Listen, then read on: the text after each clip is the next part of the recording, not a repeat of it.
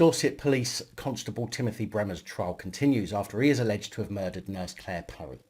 We also show the body-worn video of the moment police arrived on scene. Police just can't help themselves when it comes to vulnerable, broken women, as more are getting caught out in inappropriate situations. Metropolitan Police's TSG, the real bullies in blue, are a law unto themselves with little oversight, as less than 1 in every 200 complaints gets upheld. A Metropolitan judge, Dredd, forges a magistrate's signature on a search warrant. And Staffordshire Police bodged an investigation so badly that 5 men convicted of murder and given 135 years between them walk free from court. This and so much more coming up. Don't forget, ladies and gentlemen, these reports take a lot of time and effort to put together.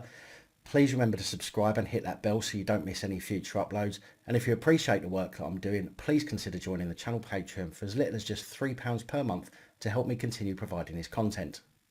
Well, hello there, ladies, gentlemen, boys, girls, innies, outies and in-betweeners. My name is Dan and welcome back to another PAP Reports.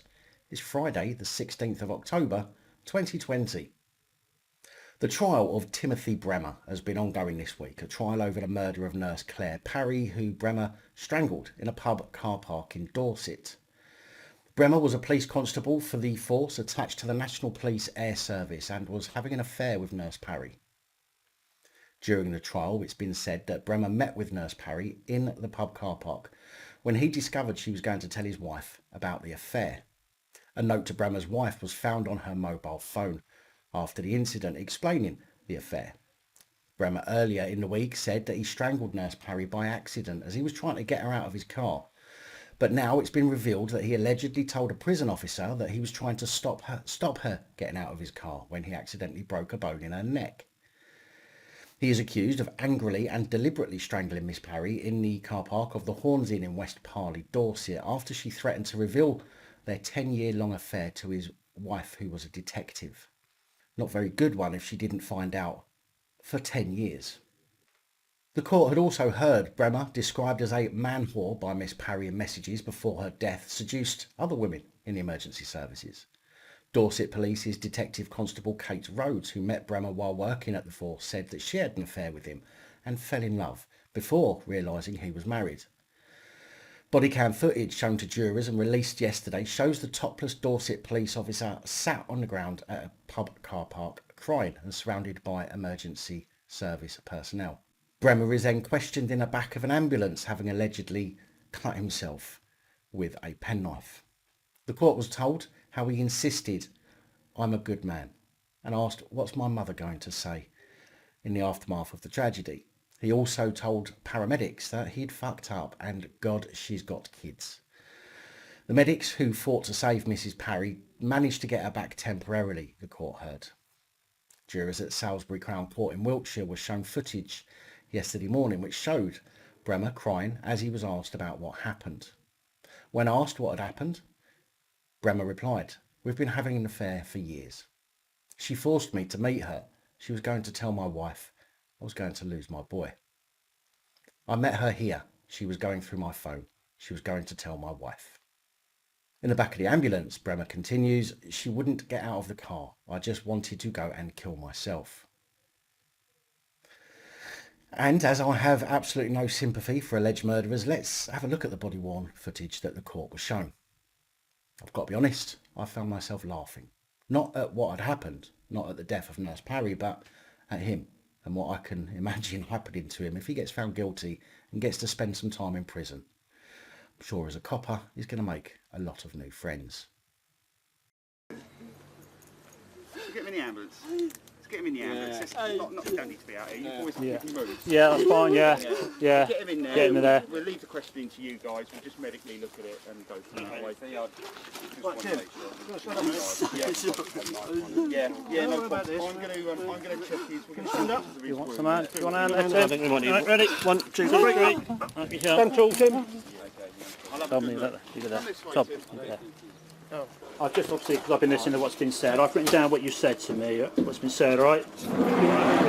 When we were first got here, when I first saw you outside, you were asked by the paramedics what was happening. You said something similar to, "I was having an affair with her, she got me to meet her here, she was going to tell my wife."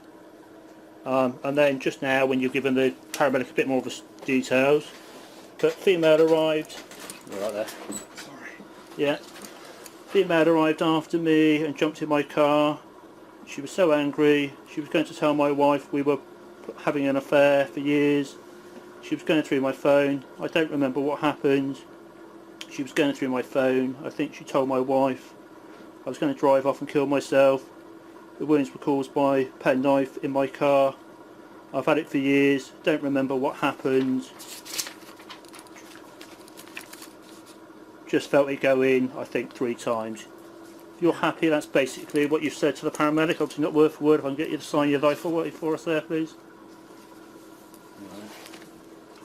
Alright, Tim. As you said, you're going to get arrested. At the moment, I'm arrested on suspicion of attempted murder. You don't have to say anything. But it may, I'm just mention my question. Somebody there at Ryan in court. Anything you do say may be given as evidence. Okay. Obviously, we're going to let paramedics take you down to hospital, get you all checked out first. And obviously, you know the process from there. All right. Yeah. I'm so sorry. That's all right. That's fine. We'll get you down to the hospital so we can get you all checked out, and then we can do it from there. All right. Yeah.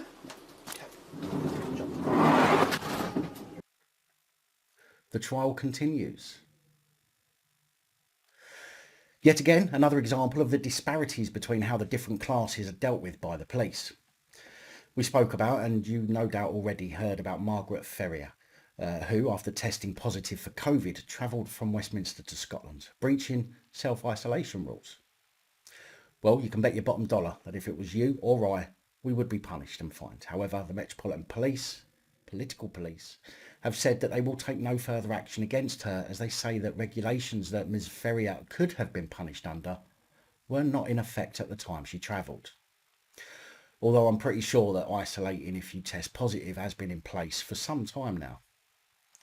According to a statement from Scotland Yard, Ferrier's test occurred before September 29th, when new regulations came into effect that could have resulted in a £10,000 fine being levied against her. The statement said, police considered possible offences, including those under Regulation 11.2 of the Health Protection Regulations 2020, which relates to self-isolation requirement. However, on detailed examination of this new legislation, the following legal advice, it was concluded that this regulation is applicable only after September 28th, 2020. In this case, the test occurred prior to September 29th, 2020, and therefore the regulation does not apply.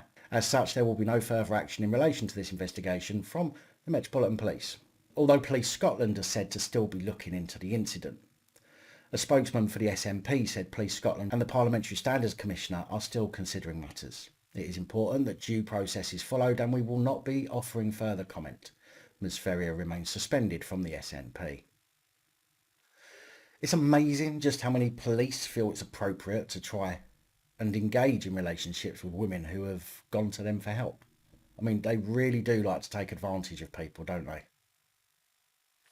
Police Constable Farouk Abubakar, attached to Met's South West Command Unit, appeared at a misconduct hearing which concluded on Thursday. He faced allegations that on the 21st of June 2017, whilst on duty in the front office of Kingston Police Station, he met a member of the public who attended seeking advice. After that member of the public left the front office, PC Abubakar continued to contact her from his own personal phone, sending sexualised messages and a photograph. It is alleged that in doing so, PC Abubakar had breached the standards of professional behaviour in respect of honesty and integrity, equality and diversity, authority, respect and courtesy, orders and instructions, and discreditable conduct. Full house. The panel found the allegations under the professional standards of honesty and integrity, discreditable conduct, orders and instructions, and authority, respect and courtesy were proven at gross misconduct level. The allegations under the professional standards of equality and diversity, however, were not found as proven. PC Abubakar was handed his P45 and shown the door. I've been saying it for a couple of weeks now about the ministers giving their powers backhanders. People setting up companies simply to get their hands on millions of pounds of public's money to pay for PPE and medical equipment that simply either doesn't appear or is complete trash. We even spoke about a company that was given £112 million and the company was still listed as dormant on Companies House, meaning they legally cannot trade. And now it appears that legal action may have been launched over a missing £3 billion that's been spent on private coronavirus contracts. And that's billion with a B. The action comes as 3 cross-party MPs and the Good Law Project, a non-profit making organisation, launched legal action against the government over its disclosed details of its spending on contracts relating to the pandemic. Green MP Caroline Lucas, Labour's Debbie Abrahams and Liberal Democrat MP Layla Moran have filed a judicial review against the government for breaching the law and its own guidance and argue that there are mounting concerns over the government's coronavirus procurement process. They say that despite the Department of Health and Social Care disclosing in September that at least £11 billion worth of contracts have been awarded by the department since April related predominantly to coronavirus, new analysis by Trussell shows that over £3 billion worth of these contracts have not been made public. However, the Department of Health says that due diligence was carried out on all the government contracts, which I think we can all agree is a pile of crap. The legal challenge is being crowdfunded with the support of 38 Degrees and Good Law Project, and the 3 MPs have instructed Dayton Pierce Glenn and Jason Coppell QC and Christopher Knight of the 11 KBW to act in the judicial review proceedings. Campaigns Director of 38 Degrees, Ellie Gellard, said, "The public needs to know where taxpayers' money has been spent in our ongoing battle against coronavirus, so that we can be sure those who have been paid deliver what they promised. That's why thousands of members of the public have chipped in to help get the answers we deserve. Transparency is needed to restore public trust in the government's approach." Well, we already knew the government were a lying, thieving bunch of cockwombles, but who would have thought they would stoop so low as to rip people off during a time that so many people are losing their jobs and livelihoods? The Metropolitan Territorial Support Group, or TSG for short, have long been the heavy-handed mob of aggressive thugs who are sent to deal with outbreaks of disorder, riots, terrorist attacks and peaceful protests. The TSG was created in January 1987 to replace the controversial Special Patrol Group, which had been formed in 1965 to provide a centrally based mobile squad for combating serious crime and other policing issues that could not be dealt with by local police. Initially, the TSG's role focused on maintaining public order in London. However, their role has evolved over the years, and according to the MPS, the TSG now has 3 main tasks: to provide an immediate response to spontaneous disorder anywhere in London, to provide an anti-terrorism and domestic extreme capability, and to assist borough and specialist units in reducing priority crime such as knife crime. A review of the Territorial Support Group was carried out by the IOPC back when it was the IPCC, after concerns in the media and Parliament about the level of complaints made and substantiated against their members, including allegations that the TSG had a prevailing culture of aggressive and violent behaviour, nothing's changed, and concerns about the level of accountability of individual members, based on a number of high-profile cases which resulted in criminal prosecutions, including the trial and acquittal of PC Harwood after the death of Ian Tomlinson. And it seems that nothing's changed with the Met's elite bully boys, as it's now revealed that less than 1 in every 200 complaints over the last decade are upheld against the Met's division, that includes the TSG. Figures obtained by The Guardian via Freedom of Information requests raises a question about the accountability of the police in the Met's MO7 task force. The figures show that just 27 complaints were upheld against the task force out of 6,319. That's 0.46% of complaints between 2010 and August 2020. And the only successful complaints happened after 2018, meaning that from 2010 to 2018 not a single complaint was upheld. Lawyers who specialise in police law said the figures exposed a dysfunctional complaints process that fails to hold police officers to account for potential criminal abuse and breaches of professional standards. Over the entire 10-year period, assault was the most common accusation levied at officers, with 1,545 complaints of other assault or serious non-sexual assault recorded, none of which were upheld. A further 452 allegations were made of oppressive conduct or harassment, just one of which was upheld, and 405 complaints were made alleging discriminatory behaviour, the first of which to be upheld came earlier this year in the incident surrounding Bianca Williams. By far the most common resolution for complaints about the conduct of the task force was that there was no case to answer, the finding in 3,649 of the cases. Sian Berry, the London mayoral candidate for the Green Party, said the data suggested the TSG were being deployed into situations where their presence was inappropriate, like peaceful protests. The numbers and types of complaints should be ringing alarm bells, but the fact that over half are completely dismissed suggests these officers may feel that they can continue to behave in this way with impunity. And we've seen this prevalently over June and July when the protests were happening. Well, to the patriots trying to protect the war memorials anyway. And more recently in some of the anti-lockdown protests. Lawyers who specialise in police law said all but the most serious complaints are investigated internally. If complainants are not satisfied with the outcome, they can appeal to the IOPC, which will typically review the investigation, but will only rarely reinvestigate the complaint. Raju Bhatt of Bat Murphy Solicitors said, "We are obliged to advise our clients that what we have is a dysfunctional complaint system that is simply not fit for purpose, but it is the only avenue by which a member of the public has any chance to ensure a police officer is prosecuted for any crime or disciplined for any disciplinary offences." Not really much of a surprise to many of you, I'm sure, but I found the numbers interesting and very telling. A woman died in a Hull cemetery after Humberside Police decided they couldn't be bothered to deal with the incident properly. 56-year-old Jacqueline Parsons injured her leg after falling off her bike as she rode through the Western Cemetery last October. A passing dog walker raised the alarm at 4:45 p.m. and at 6:27 p.m, some 90 minutes later, two plastic plod arrived in an unmarked police car, searched for all of 9 minutes before they closed the log, stating they couldn't find her.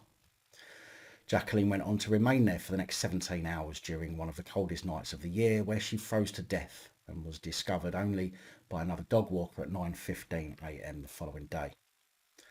The drop in body temperature combined with some alcohol in her system, which was literally just over the legal drink drive limit, and the injury to her ankle were deemed as the cause of death by Dr. Kirsten Hope.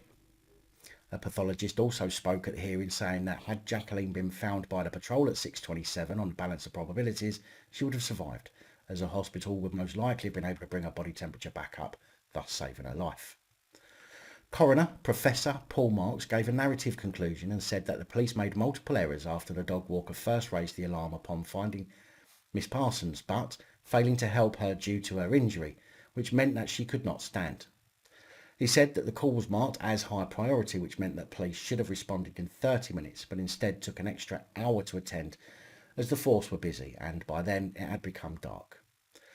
Then set out the further failings that were made and said. At 6:25 p.m, 2 PCSOs were assigned to the call and were in the vicinity of the cemetery at worst within 5 minutes before the patrol entered. The gates were open and the PCSOs remained in the vehicle and searched slowly with the windows open, and torches were used to scan the area. They were expecting her to be walking with her bike and did not consider that she would be laying on the ground. They were not trained in search techniques, but were sent to search, and did not have adequate power in their torchlights. They were not bright enough. She was in the cemetery close to where she had reported injured, but was not found. The search was of an inadequate duration. There was a lack of search training and a lack of the ground being searched, and the lighting equipment was of inadequate power. The log was then closed by police and the search lasted less than 10 minutes. Of course, Humberside Police's response was that they will use her death as a learning curve. They said that the PCSOs who attended did their very best during the search and that new policies have now been implemented. They did their very best for all of 9 minutes. They added that using additional specially trained officers in circumstances where the risks are identifiable is something we will actively consider. We have provided further guidance to our staff when dealing with similar type of incidents, which the coroner has acknowledged today. Well then, they're going to consider using trained officers next time. Isn't that generous of them? And as for the dog walker, I have to say, he just left her there. I can't believe that he just buggered off as well. A former Metropolitan, Judge Dredd, former PC Ruth Halkon, was asked by her line manager to apply for 2 warrants at Uxbridge Magistrates Court. Weeks later, just before the warrants were to be executed, Halkon admitted that she had in fact forged the signature on one of the warrants. In December 2019, it only took him a year and a half even after the admission, she received and accepted a caution for perverting the course of justice in that she had copied and pasted the magistrate's signature. Assistant Commissioner for Professionalism, Helen Ball. They have a Commissioner and Assistant Commissioner for Professionalism. Oh my God, these people will just make up just about any role they can dream up. Let's face it, with the levels of professionalism that we see all too often from the Met, maybe that role should be revoked.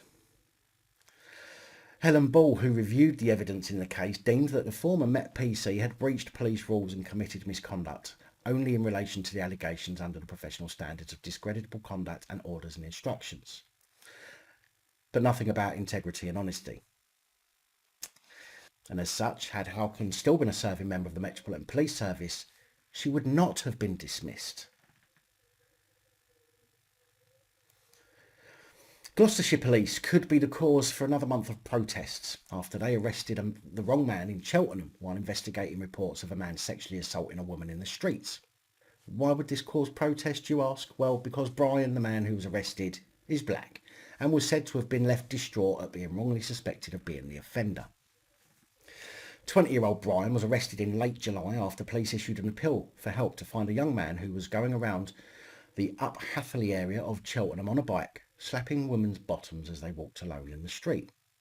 So it's sexual assault when a member of the public does it, but when a Kent detective constable does it to a colleague, it's just misconduct. Okay then. A misconduct issue that only saw a written warning, by the way. The description issued in the appeal for information described the offender as aged between 16 and 17, clean-shaven and black, with a short afro haircut and riding a blue bicycle. Brian was arrested just days later. He said, "None of those descriptions really fit me. I'm wearing my green Morrison's uniform. My bicycle, which I received from the Gloucestershire Bike Project, is not a blue colour, so none of the matches really describe me. But somebody, when they put out the press statement, said, 'Oh, that looks like Brian,' and the police went on that. No hesitation. No, let's try and figure out if this guy's innocent or not. No, Brian. They don't say to themselves, let's try and figure out if this guy's innocent or not. They already make their minds up before they even get where they're going, before they get in a patrol car, before they even leave the police station. They are not interested in people's innocence. They are only interested in people's guilt these days, as it helps with their politically motivated statistics." He continued, "I understand that these are some really deep crimes and that the police should really get to the bottom of it. I was thinking of the equivalent. If it was a white person, oh, here we go, clean shaven, my age, maybe because there might be a lot more people that match that description, they may have been a bit more cautious.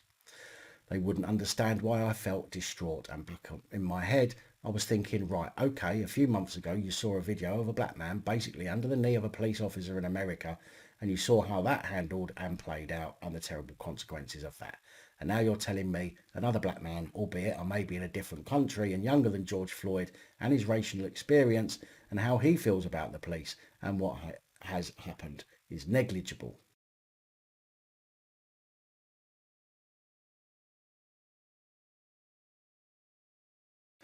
Police released Brian after confirming he was not the person conducting the assaults, which continued with another 7 in the week following the appeal. All involved a teenager approaching lone females and grabbing or slapping their bottoms. Police chiefs apologised for the circumstances around Brian being arrested and said they've asked him to work with them on how officers can improve the way they do things. Can you imagine the police ever asking one of us honkies for advice on how to do things better? How many times? It's nothing to do with colour. It's to do with the fact that the police will now treat everyone with contempt, judging everyone as guilty until proven innocent. We all get treated the same way. Our Detective Chief Superintendent has spoken to Brian several times since his arrest to discuss what happened, answer his questions and to apologise that he was arrested for things he was innocent of. Brian has now kindly agreed to work with the organisation and our Community Legitimacy Panel to help us identify any learning, particularly around how we assess and respond to information from the public and how we explain what is going to happen to someone when they are arrested, he added. Now, although I don't think getting help from the genuinely impartial members of the public is a bad idea. This is a 17-year-old kid who likely has very little knowledge of dealing with the police, or for that matter, by the sounds of it, had very few interactions with the police. I'm sure we would have had the number of times he's been stopped by police forced on us in the reports otherwise. Isn't that a bit like asking Matt Hancock to give advice to the Prime Minister? Staffordshire Police messed up an investigation into the murder of Kevin Noons so badly that 5 murder convictions were squashed after an 18-month re-investigation. They found their time had been wasted as the Crown Prosecution Service couldn't press charges due to the piss-poor original investigation. Staffordshire Police launched the re-investigation into the death of Kevin Noons after their botched inquiry led to the murder convictions of the men being squashed. The 20-year-old had been savagely beaten and shot 5 times in what they called an execution-style killing. 5 suspects were jailed for a total of 135 years, but were then cleared by the Court of Appeal after a report exposed the catalogue of errors by the police force. The judge ruled Staffordshire Police had tainted the evidence of the main prosecution witness by promising him £20,000 reward, way before the trial commenced. Sounds like a bit of a bribe to me. Maybe witness intimidation? Perjury, perhaps?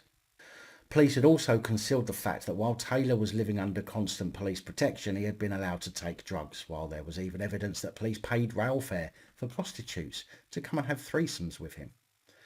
There were also revelations that 2 police officers had used the safe house where Taylor was staying to have an affair, and that by falsifying documents, police had sought to cover up a theft of money by Taylor from police minders.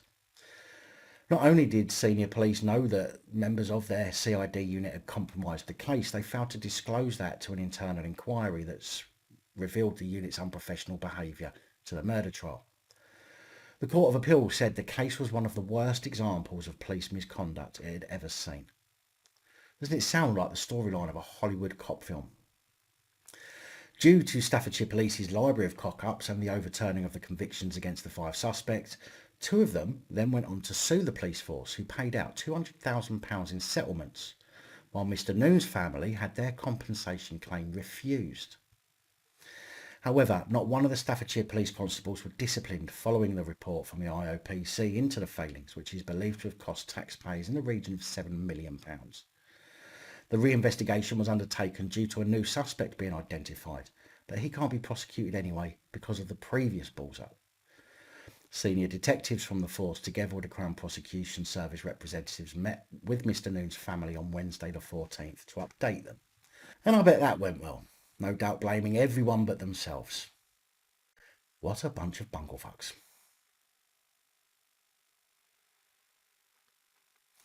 Now, what's the best way of creating a wave of positive COVID cases?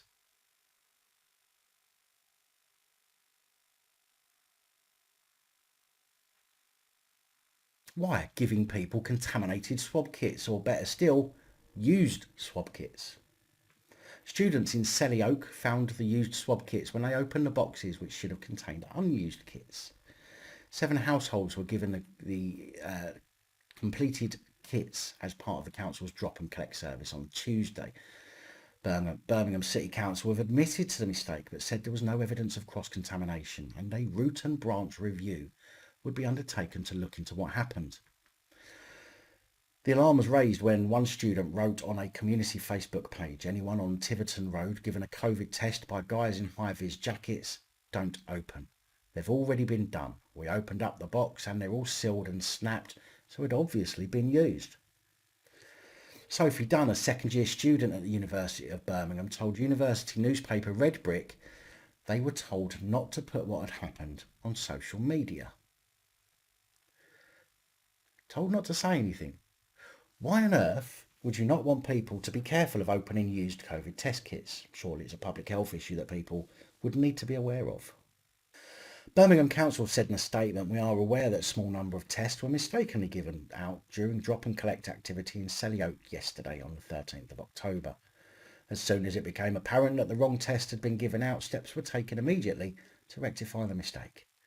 Drop and collect is a vital part of helping to tackle the spread of COVID in our city, with 100,000 tests being undertaken to date. The circumstances around this incident are being fully reviewed, and any required changes to process will be implemented." South Wales Police benefits cheat, BC Kellyanne Jones, former South Wales Police Constable PC Kellyanne Jones, has had misconduct allegations against her proven. Jones applied for housing benefit and income support whilst on a career break from the police force between 2012 and 2016, while she had £20,000 in savings and earned rental income from a property. However, no criminal action was ever taken against her. I'm serious. She did, however, face allegations in relation to the force's standards of professional behaviour. 4 were in relation to benefit fraud and 2 were in relation to 13 lies told about the claims. The panel heard how Jones made a claim for housing benefit in Pembrokeshire Council. On February the 5th, 2012, she received £4,312 that she was not entitled to, and later claimed another £4,011 on a second claim. When making a claim, Jones says she was not the owner of any property, although a panel was told she did own a property, which she received rental income from. She also failed to declare the full extent of her bank accounts and the money in it. Later that year, on April the 23rd, 2012, Ms Jones made a second claim for income support and did the same thing before making a third claim in August 2013. An investigation by the Department for Work and Pensions found that in August 2012, Ms Jones received a cash lump sum of just over £20,000. That money was deposited into a bank account held by her, which she failed to declare.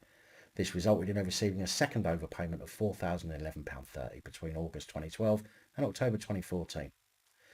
Jones resigned from the force on June 2019 and did not attend the misconduct hearing. However, a representing constable informed the panel that Ms Jones denied all allegations against her.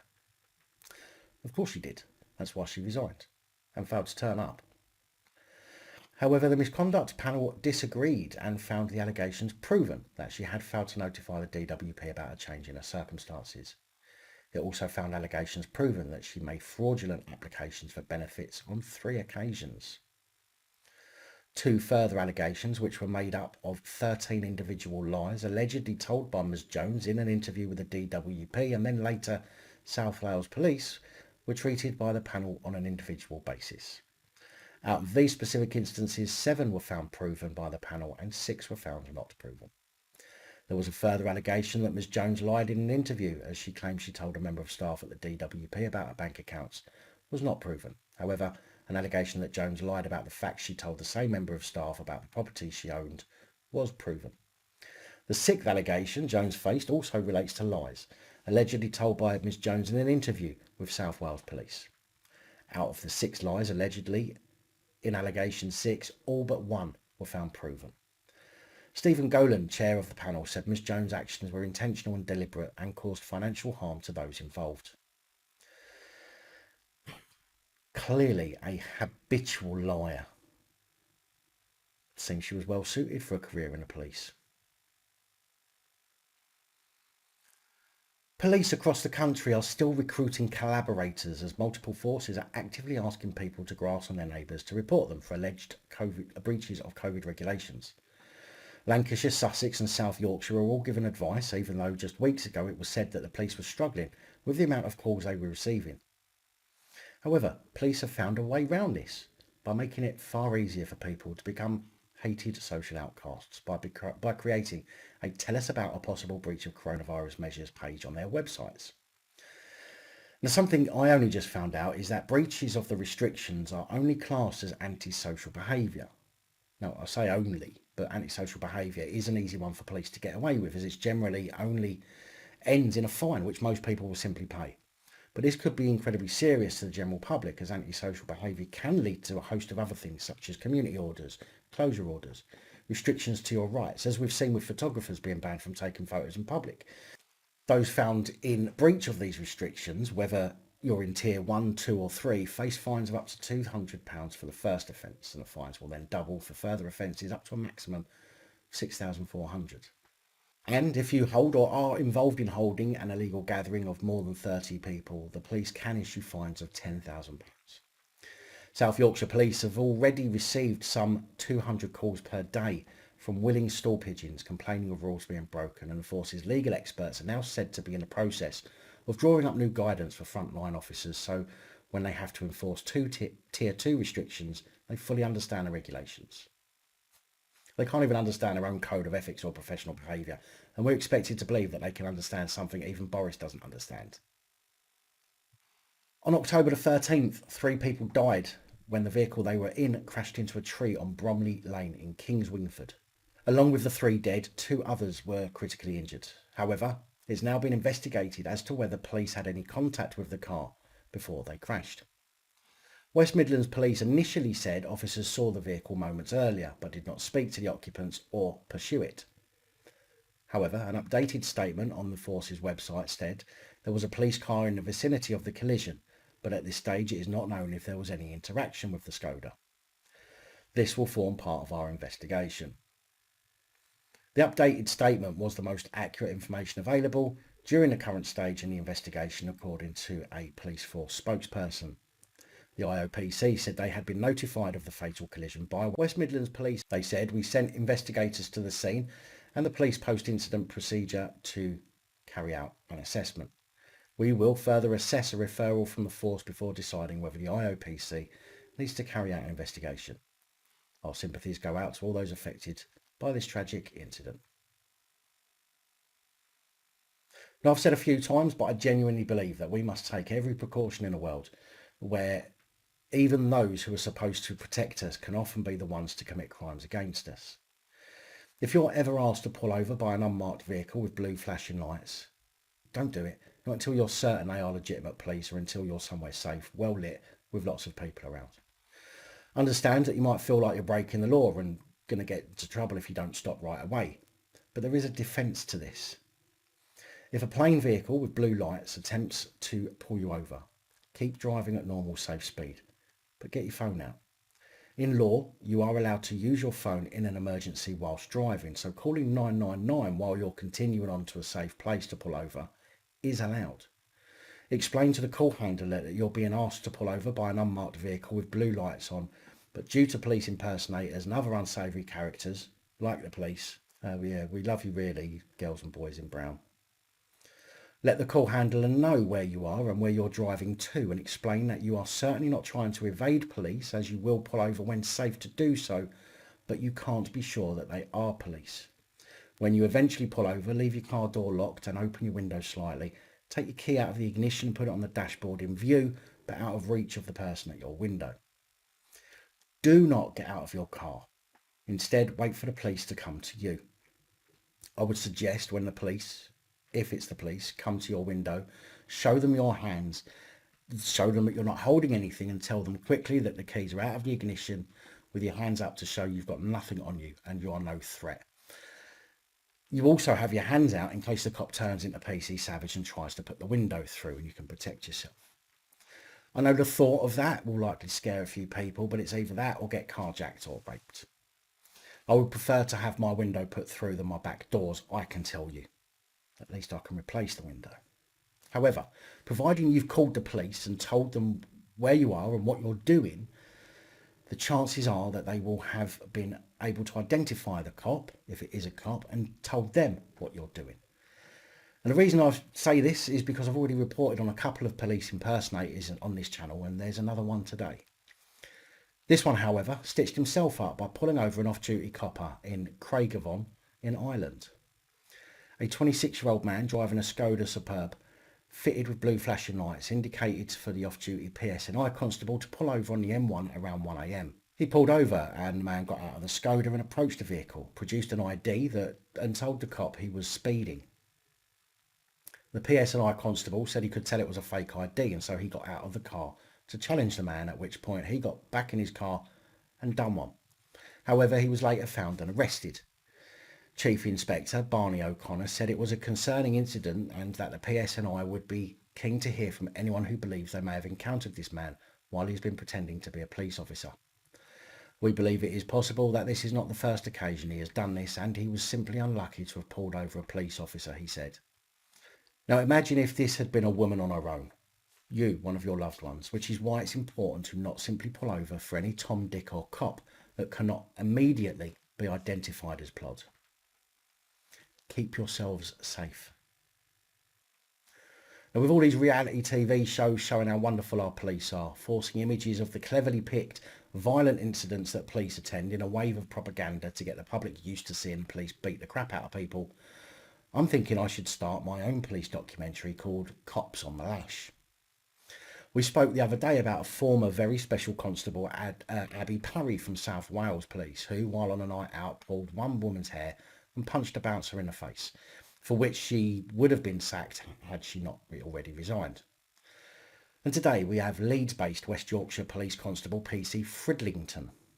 Nice to see good old West Yorkshire Police keeping up with traditions of being violent thugs. The incident, which happened way back in July 2019, saw PC Fridlington while off duty at the Revolution Bar in Cool Lane, Leeds, where he was seen to be unsteady on his feet before being asked to leave by door staff. As you would expect, PC Fridlington refused to leave, because narcissists don't like to be told what to do. But the door staff escorted PC Fridlington out of the venue.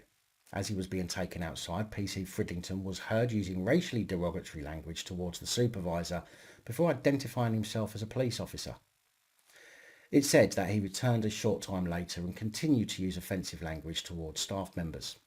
As a door supervisor attempted to forcibly remove Fridlington, the off-duty plod punched the door supervisor in the face before being detained until police arrived. Upon arrival, police then became the focus of Fridlington's abuse as he refused to comply with them. Should have just tased him or hit him with a baton. I mean, that's what you do to the public nowadays, isn't it? Fridlington was arrested for an offence of Section 39, assault, and a racially aggravated public order offence. Upon arrival at custody, PC Fridlington repeatedly referred to the door supervisor in offensive terms. Fridlington was due to be in work the following morning at 7 a.m, and so while he was still under arrest, he was given a breath test, which he failed, meaning that along with being charged with Section 39 assault and aggravated public order offences, he also breached the standards of professional behaviour in relation to fitness for duty and discreditable conduct. Now, the reports I've read do not mention if he was convicted of assault or public order offences, only that he will be facing a misconduct hearing. No doubt, even though this cretin is a piece of shit, his colleagues are doing him a turn and not referring the criminal aspect to the CPS, as they think a misconduct hearing, which he can resign from the force before having, is bad enough punishment. A big thank you to channel supporters one and all, especially the channel Patreon supporters. Your support really is appreciated and really does help. And that's all I have for you today. Please like, share, comment and subscribe. Let me know your thoughts, as I know many of you will. And until next time, stay safe, look after each other, from the police and other officials. And from the team and I, have a great weekend. Good night, all. Thank you for taking the time to watch this video. If you like the content and you'd like to help support the channel, you can do so. In the description of every video there are some links to ways that you're able to help support the channel so I can continue putting out content. If you're unable to help us in that way, hit that subscribe button up the top there. If you haven't already, become a subscriber. That is support enough. Share the videos, comment, like, it all helps. If you're looking for something else to watch, up top there is my latest video. Down the bottom there is a video that YouTube recommends for you.